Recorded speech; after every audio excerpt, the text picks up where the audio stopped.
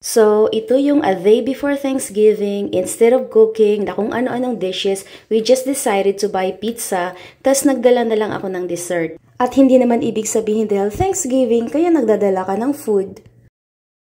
Thank you! We're doing vlogs. Normal lang naman talaga sa ating mga Pilipino na kapag bibisita tayo sa ating mga mahal sa buhay or kaibigan, automatic na may bitbit tayong pagkain and it's a part of our culture na talaga. At nagkataon lang din na Thanksgiving, kaya ayun, nakikikain na rin kami sa mga dala namin. At pagdating namin sa bahay ng family ni Habi, nagstay din kami for a few hours, kwentuhan, kamustahan, simpleng banding lang. At ito na yung combo pizza na Hawaiian, yung binili namin na may kasamang fried chicken and fries. At yung dessert na ginawa ko kagabi na a mix of cracker, na ginawa kong tiny balls, tapos inartihan ko lang ng toppings para mas colorful pa sa Thanksgiving.